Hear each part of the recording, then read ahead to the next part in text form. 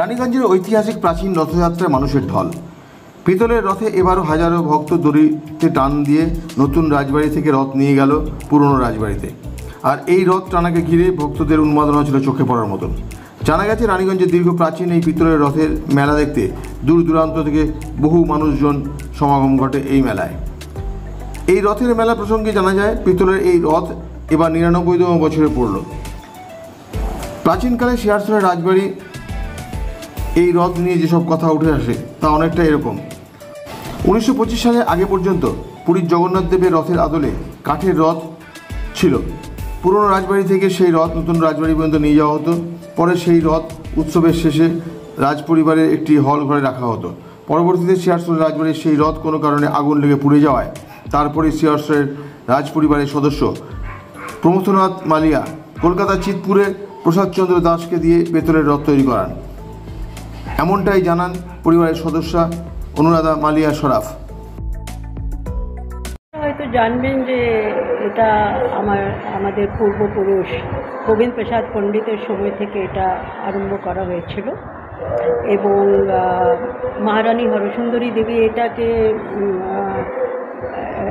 করে এই যে রথের যে ঐতিহ্যের যে ব্যাপারটা আছে সেটা বেসিক্যালি মহারানী হরসুন্দরী দেবীর উদ্যোগেই নেওয়া হয়েছিল।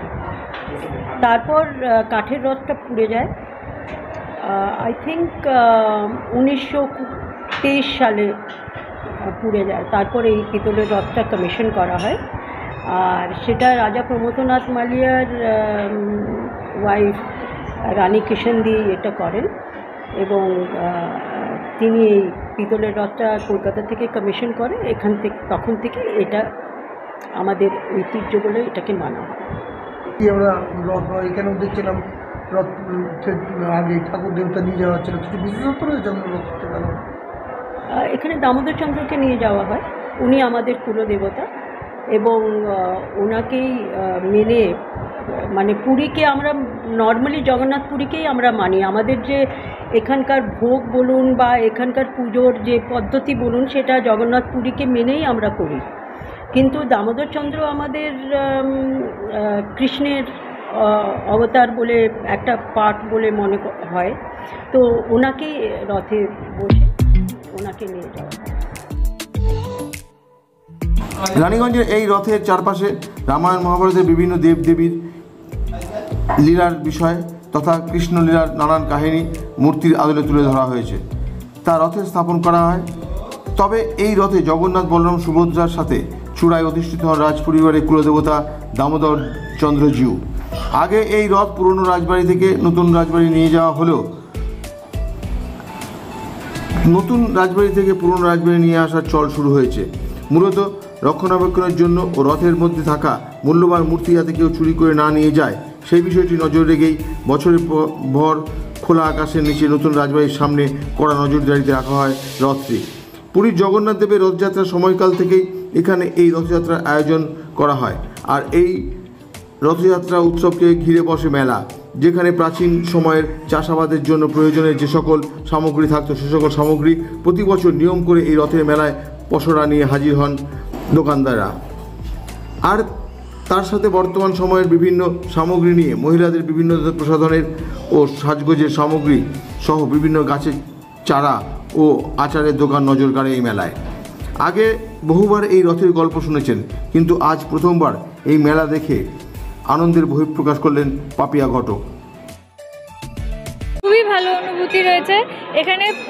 রথ যে হচ্ছে এটা পেতলের রথ, প্রচুর লোকের সমাগম হয়েছে এখানে, প্রচুর দোকানদানি বসেছে, সেগুলোতে প্রচুর বড় একটা মেলা বসেছে এখানে, যেখানে অনেক লোক আসছে। আর কি বিশেষত্ব দেখলে? অন্য সব তো রথ দেখেছো, এর মধ্যে কি আলাদা ডিফারেন্ট কি রয়েছে এখানে? একটা হচ্ছে যে মেলা চলছে 10 দিন ধরে মেলা চলবে, রথ থেকে উল্টো রথ অবধি। তারপরে এখানে হচ্ছে পেতলের রথ, আর এত বড় রথ তো আমি আগে কোনোদিন দেখিনি, বাট এটা আমি শিয়ারসোলে এসে ফার্স্ট টাইম দেখলাম। আর এত যে লোক এসে রথের দড়ি টানা, সেটাও আমি একটু সৌভাগ্য যে আমি টানতে পেরেছি। আর এটা এই রথ এত বিশাল বলে এখানে ট্রাক দিয়ে টানা হয়। আর এই সকলের সাথে নাগরদোলা সহ নানাবিধ খাবারের দোকানপাট ভোজন রসিকদের আকর্ষিত করে মেলায়। জানা গেছে 8 দিন ধরে চলবে এই মেলা। এবারও এই রথের মেলাকে কেন্দ্র করে ভক্তের ঢল ছিল চোখে পড়ার মতন। এদিন হাজার হাজার ভক্ত রথের দড়ি টেনে দীর্ঘ পথ পেতলের রথকে নিয়ে গেছেন। সমস্ত রকমের শান্তি শৃঙ্খলা বজায় রাখতে পুলিশ প্রশাসনের কড়া নজরদারিও লক্ষ্য করা গেছে মেলা প্রাঙ্গণে। এবার রথের মেলায় রথের দড়িতে টানতে পেরে স্বভাবতই খুশি ভক্তরা। Subrata Bauri, LCW India, Raniganj.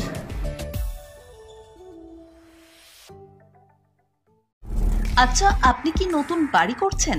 এখন হয়তো ভাবছেন কিভাবে ঘরগুলি সুন্দর করে সাজিয়ে তুলবেন, কোথায় যাবেন, কাকে দেবেন এই কাজের দায়িত্ব।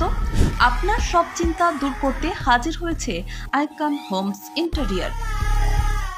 ডিজাইনিং ড্রিমস এভরিডে আপনার ঘরকে সাজিয়ে তুলবে এক অপরূপ সৌন্দর্যে, যা দেখে ঈর্ষা করবে আপনার প্রতিবেশীরা। যে কোনো রকমের রেসিডেন্সিয়াল ও commercial interiors, exterior, painting, false ceiling, flooring, glass work, ইপস্কি ফ্লোরিং, ডেকো পেইন্টিং সহ ইনডোর এবং আউটডোর পেইন্টিং এর কাজ খুব যত্ন সহকারে অভিজ্ঞ কারিগর দ্বারা করানো হয়। তবে আর দেরি না করে আজই যোগাযোগ করুন আইকন হোম ইন্টেরিয়রে, যারা বোঝে আপনার সৌন্দর্যের কথা। ব্র্যান্ডেড কোম্পানির সামগ্রী ও উন্নত প্রযুক্তির সাহায্যে অতি যত্নে সাজিয়ে তুলবে আপনার স্বপ্নের বাড়িতে। বিশ্বাসযোগ্য একমাত্র প্রতিষ্ঠান আইকন হোমস ইন্টেরিয়র। আমাদের সঙ্গে যোগাযোগ করতে ফোন করুন 974890